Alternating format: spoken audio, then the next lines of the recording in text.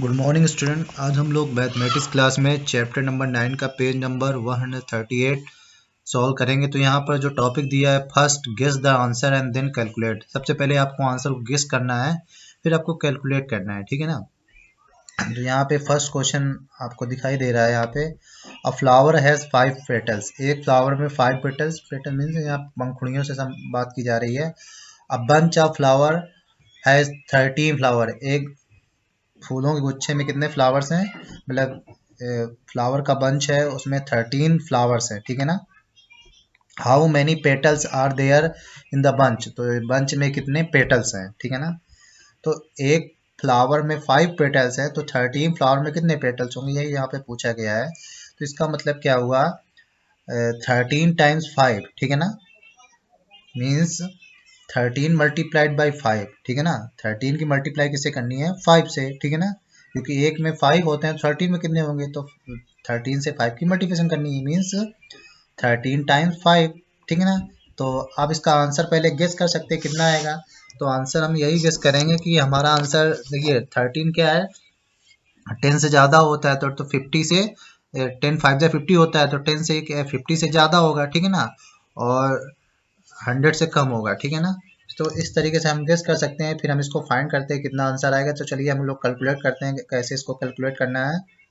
तो यहाँ पर मैंने देखो सबसे पहले गेस का लिख दिया है। गेस कितना किया था, 13 टाइम्स 5 इज बिटवीन 50 एंड 100, मतलब हमारा जो आंसर गेस कितना किया था, 50 एंड 100 के बीच में। अब इसको कैलकुलेट कैसे किया है, 13 मल्टीप्लाइड बाई 5 मीन्स क्या होता है, 13 टाइम्स 5, ठीक है ना। तो एक बार 13 क्या लिख सकते हैं, 10 प्लस 3 लिख सकते हैं, ठीक है ना। तो एक बार 10 की मल्टीप्लाई बाई 5 से कर दो और 3 की मल्टीप्लाई बाई 5 से कर दो, ठीक है ना। 13 को हमने क्या लिखा, 10 प्लस 3, ठीक है ना। तो इसकी एक बार मल्टीप्लिकेशन किससे, 5 से कर दिया, और एक बार 10 की देखो 5 की मल्टीप्लिकेशन एक बार 10 से कर दिया और एक बार 3 से कर दिया, ठीक है। दोनों की मल्टीप्लिकेशन जितना भी आंसर आएगा उसको प्लस कर देंगे। देखिए 10 की मल्टीप्लाई 5 से किया तो 50 आया, फिर इसी तरीके से 3 की मल्टीप्लाई 5 से किया तो 15 आया, दोनों को प्लस किया तो कितना आ गया, 65, यानी दोनों को ऐड करने में हमारा 65 आ गया। तो टोटल हमारे कितने पेटल्स हो गए, 65 पेटल्स। तो आप 65 पेटल्स लिख देना है, ठीक है ना। तो इस तरीके हमें आंसर फाइंड करना है, ठीक है ना। इसी तरीके से सेकंड क्वेश्चन है हमारा, अ बुक है 64 पेजेस। एक बुक में 64 पेजेस हैं, what will the total number of pages in at such book. इसी तरीके से कितने पेज होंगे, जो जैसी 8 बुक हों, मतलब ऐसी 8 बुकों में कितने पेजेस होंगे अगर एक बुक में 64 पेजेस है, ठीक है ना। तो क्या करेंगे, सबसे पहले हम आंसर गेस करते हैं। आंसर कैसे गेस करेंगे कि हमारा आंसर किसके बीच में आना चाहिए, ठीक है ना। तो यहाँ पर क्या करना है, 64 मल्टीप्लाइड बाई 8 मीन्स 64 टाइम्स 8, ठीक है ना। तो सबसे पहले हमें गेस करना है। गेस क्या करेंगे, 64 टाइम्स 8 बिटवीन कितना आएगा, 480 एंड 560। ये कैसे गेस किया, देखिए ये 64 किससे ज़्यादा है, 60 से।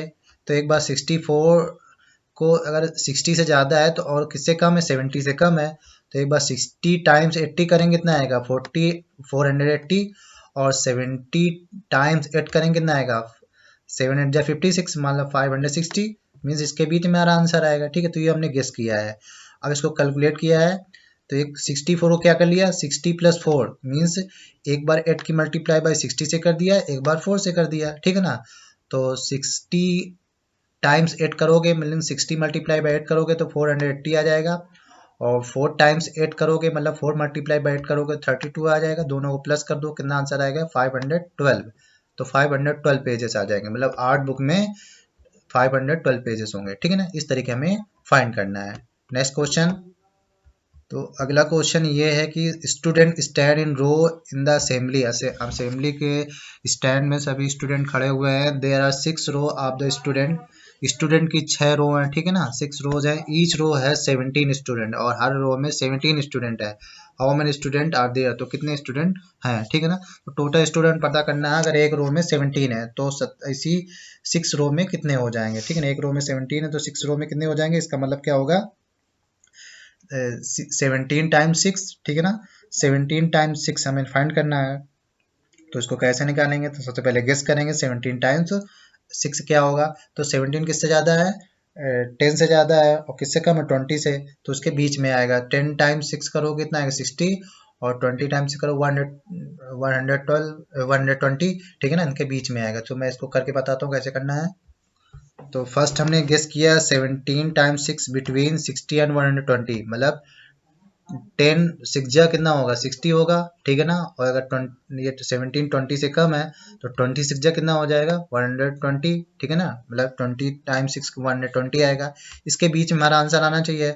तो 17 टाइम्स 6 मीन 17 मल्टीप्लाई बाई 6, ऐसे हमें कैलकुलेट करना है। तो 17 को ऐसे ले सकते हैं 10 प्लस 7, तो एक बार 6 की मल्टीप्लाई बाई 10 से कर देंगे, एक 6 की मल्टीप्लाई बाई 7 से करेंगे, मतलब 10 multiply by 6 and 7 multiply by 6, ठीक है ना। 10 टाइम्स 6 7 टाइम्स 6, तो 10 टाइम्स 6 कितना आ जाएगा 60, और 7 टाइम्स 6 कितना आ जाएगा 42, 7 6 जा कितना होता है 42, दोनों को प्लस करेंगे कितना आ जाएगा 70, और 42 को प्लस करेंगे तो 102 आ जाएगा, मीन्स 102 स्टूडेंट आएंगे, ठीक है। तो यहाँ स्टूडेंट लिख देना 102 स्टूडेंट, ठीक है। इस तरीके से इसको फाइंड करना है। इसी तरीके नेक्स्ट क्वेश्चन चलते हैं। इसी तरीके यहाँ नेक्स्ट क्वेश्चन दिया हुआ है, अ डिजाइन है 3 फ्लावर्स इन इट, एक डिजाइन है जिसमें 3 फ्लावर है। जैसे एक डिजाइन है इसमें 3 फ्लावर दिखाई दे रहे हैं आपको। अ पीस ऑफ क्लॉथ है 17 सच डिजाइन, इसी तरीके एक कपड़े का टुकड़ा है जिसमें पीस ऑफ क्लॉथ है जिसमें 17 ऐसी डिजाइन है, ठीक है ना, पूरे कपड़े में। How many flower will be on the cloth, तो इसमें टोटल कितने फ्लावर पूछे गए कि कितने फ्लावर होंगे इस कपड़े में, ठीक है ना। तो इसका मतलब क्या हुआ, एक डिजाइन में 3 फ्लावर्स है तो 17 डिजाइन में कितने फ्लावर्स होंगे, तो इसका मीन्स क्या होगा 17 टाइम्स 3, ठीक ना।